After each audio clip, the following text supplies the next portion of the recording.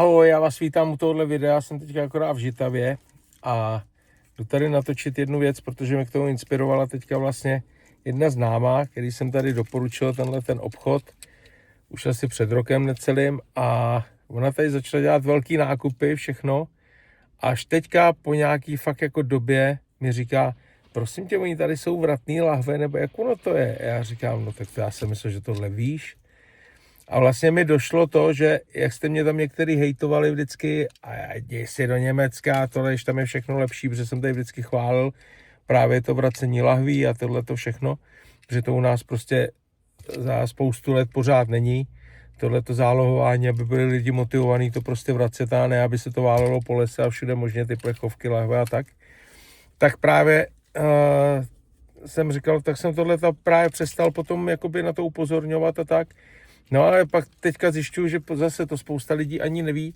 No tak jsem říkal, dobrý, tak až tam pojedu, tak zase něco takového natočím. Takže pojďte teďka se mnou. Já jsem nechtěl teďka točit tady venku, protože tam hrozně fouká. No a řekneme si třeba, nebo koukneme, kde jsou ty automaty a kde vlastně na těch lahvích jsou ty kódy, podle kterých poznáte, že to je vratný a tak, protože samozřejmě nechavci český sem přijeli některý, to už tady byla kolikrát taková ostuda, že tady nechali třeba český lahve, protože si mysleli, že jim to veme taky, jenom že tam jsou právě ty určitý kódy, pod kterýma vlastně ten automat na ty lahve, který to tam drtí potom, tak si to bere. Dokonce to bylo tak daleko, že tenkrát mi tam dokonce někdo napsal, jak to pro boha vymejvají a tohle, no, takže to už je pak úplně vrchol. Prostě ten automat to rozdrtí, jo, takže no nic, jdeme a ještě si k tomu něco řekneme vnitř. Tak tadyhle máte hlavní vchod. Většinou právě u toho hlavního vchodu jsou ve většině obchodů jsou vždycky u hlavního vchodu ty automaty na to vracení těch lahví. Ale tady u toho reve je to tamhle ten vzadu, jakoby vprostřed tady ty budovy, jo. A já vás tam potom dovedu vnitřkem, tam kolem toho občerstvení a bufetu, abyste to tam viděli. Je to, nebo také nejhorší na to všem je to, že ta moje známá tady dělá velký nákupy, jo. Ona říká třeba za 8, za 10 tisíc rodinný nákup. A teďka vlastně já jsem mi říkal, no samozřejmě tady jsou vratný, jak ty PET lahve, tak i plechovky. Ona říká, ježišmarja, i plechovky, jo. Já říkám, no, protože ona říká, já to tam beru po kartonech a my to všechno vyhazujeme. No, takže jako vidíte sami, že prostě, i když to tady někde prostě natočím, tak to není nic trapného. Vy jste mě tam kolikrát někdy zhejtovali, že prostě to furt jako omílám a furt jako to, no a podívejte se, pak se prostě stane i tohle, že prostě ty lidi to nevědí, no. Tady takhle to je vlastně napití a tohle je ta značka, která je právě ta vratná, jo. Že to máte také napití, máte to právě na těch plechovkách, že to je vratný, tady třeba, jo, tady nějaká Cola Zero, jo, pak tady jsou vlastně na jakýkoliv plechovce s pitím jsou tyhle ty značky. Jo, na vratný obaly, jakoby tyhle ty měkky to nejsou, takže tohle ne, ale tady na těch plechovkách určitě. Pak tady jsou třeba další džusy, všude to máte, 25 centů, takže když potom ta moje známá, tam má celý kartony, jo, že v tom kartonu máte třeba, já nevím, plácnu 12, 24 těch, no tak si to spočítejte, to už je docela dobrá palba, no, to máte nějakých 6 korun zhruba, nebo přes 6 korun. Tak a když už jsme u toho, jo, tak tady i tyhle ty mlíka, jogurtový a všechno, když se na to podíváte, tak taky. Vidíte, zase je to vratný. Tohle ta flaška je taky vratná, já si tady třeba beru hodně ty Millerové mlíka, tady jsou strašně dobrý, tak třeba tohle to samý, to je všechno, tady to máte, to je všechno vratný. Takže všechno vám tady připočítají 25 centů k tomu a potom to vlastně má nějaký šejky nový jakoby a pak vlastně to vracíte. Jo, potom ukážu kam a vždycky akorát vezmete ten lísteček a oni vám to pokladny odečtou. Takže tohle je právě dobrý, že to je i na těchto lahvích právě jsou tady ty kódy. Takže tohle jsou taky vratný, tyhle ty lahvičky. Paradoxně třeba i takovýhle, co byste nečekali, jo, takovýhle nějaký prostě úplně specifický lahve A to samý, zase to je vratný. Když aby se jim to někde prostě válelo, tak udělají vratný. Ne jako u nás, že prostě akorát z toho všude bordel po lese. To pak vidím sám, že jo, v jeskyních všude jsou plechovky, jo, od piva a tohle, protože to nikoho nemotivuje, aby to vracelo, že jo, když to není za prachy. Ono, kdyby tam bylo potom na každý ty plechovce 5, 8 korun, no tak sakra by se to jinak každý rozmyslel, že jo. Takže, a to je právě to, co mě strašně štve, že u nás prostě tohle to není. A budu to pořád opakovat a teďka o to víc, když ta moje známá to nevěděla, tak teď to budu říkat v každém videu, když tady budu něco točit. Tak a už mě hejtři, můžete víte co, líst na záda. A to jenom slušně, ale. Takže asi tak, no. Prostě mrzí mě to, že prostě pak člověku, kterému bych to měl říct a který by se to měl hned dozvědět, tak se mu to vlastně neřekl, no. A chudák přišlo teďka o spoustu peněz díky tomu, ale tak člověk přijde o víc, no, v životě. Takže takhle. Takže zase, jo, tady všechny tyhle energetiáky, monstry, všechno to je vratný. Všechno vám to připočtou 25 centů a pak to krásně. Mě jenom mrzí, že dneska tady nemám žádnou lahev s sebou, abych vám to ukázal, že žádné dneska lahve nebudu vracet. Že jsem to samozřejmě hlava děravá zapomněl dneska doma, ty svoje. A tak někdy to zase třeba natočím. A hlavně asi tady dneska koupím nějaký šňaps, jak já tomu říkám.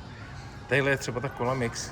To je kola vlastně jakoby s Fantou, nebo něco takového. A taky jo, zase samozřejmě vratný. Ale hlavně to je takový ten mix, který já si strašně rád dělám. I třeba v postmixech v Burger Kingu, kdekoliv, nebo v KFCčku, kde prostě můžu si smíchat několik těch chutí dohromady. To je strašně dobrý. A to tady oni přímo prodávají tohleto. Takový ten mix prostě toho, ty koly s tou Fantou a tak, no. Já to třeba strašně rád míchám i s malinovkou a tak, takže to pak člověk může. Takže tohleto všechno, to jsou všechno vratný. A já si tady koupím aspoň nějakou Fantu nebo něco na chuť. Dobrýho. No a pak budu moc natočit zase při nějaký další návštěvě tady Německa, jak vracím tyhle lahve. To krásně Velikonoce, všechno. Já musím pořád mluvit, jo, teďka, protože tady hraje muzika, aby mi to YouTube zase nezabanoval nebo něco, protože oni jsou na tohle strašně choulostiví. Jakmile se tam rozpozná nějaká písnička, tak vám to hnedka hodí autorský práva a už to nemá dostupnost pořádně nikde žádnou. No a tadyhle máte vlastně všechno na Velikonoce ve velkým. A zase Velikonoce. Milka, Kinder, Bueno a všechny tyhle ty věci. Tyhle velký Kinder vajíčka tady jsou za 10 €. Když tak teda, kdyby vás už zajímala nějaká cena, jste neřekli, že jenom točím tyhle ty malý postavičky a tak. Všechno €89, 2,99 a tak, no. Takže to je jenom ještě mimo takhle. Já jsem zaplatil, tadyhle to projdete kolem vlastně těch pokladen a tamhle vzadu, tam vzadu jsou právě ty automaty na to vracení těch lahví. Tady jsou potom ty vracečky, nebo ty automaty na to vracení, jo. Prostě tady to hodíte, ono si to tam naskenuje a pak si jenom odpinknete, že chcete účtenku a tu pak dáte u kasy, ono vám to odečte od nákupu. Klasika, no. Takže nic složitýho. Tak přátelé, neodolal jsem bratwurst. Dá se s houskou, kečup, hořčice.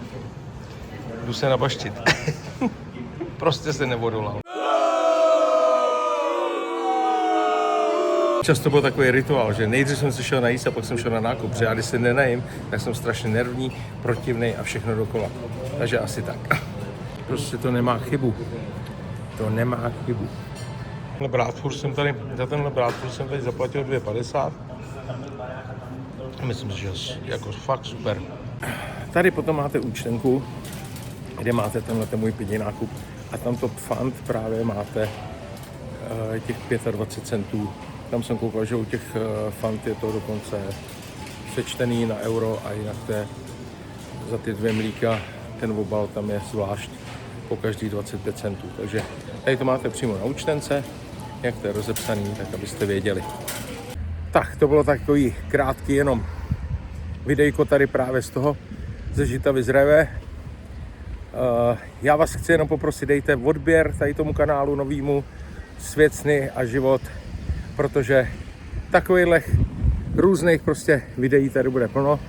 A já teďka jedu tadyhle kousek do Lidlu, protože tam mají zmrzliny takový ty, který se u nás kolikrát blbě schánějí. Vždycky jednou je mají, pak 10krát ne. No a tady je mají většinou furt a je mají strašně dobrý. A takže se tam proto zastavím. No a vy dejte like, dejte odběr. No a zase u dalšího videa. Ahoj a nashledanou.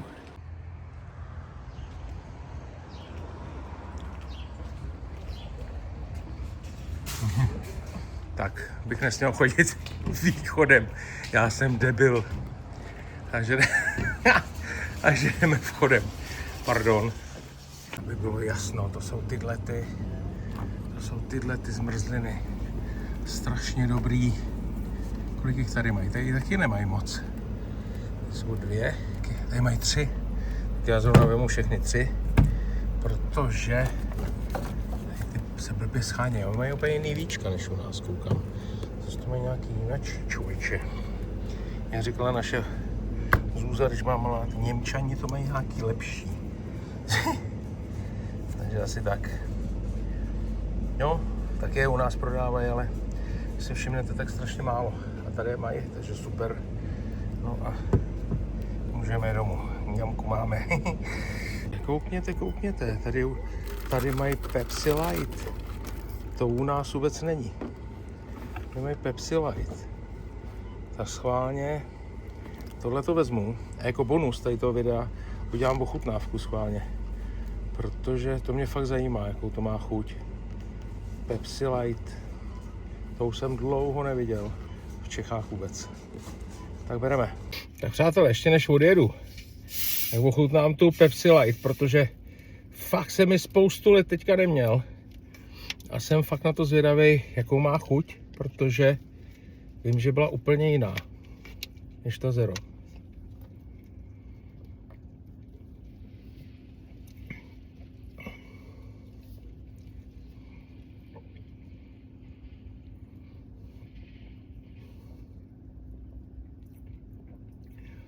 Je to light, no.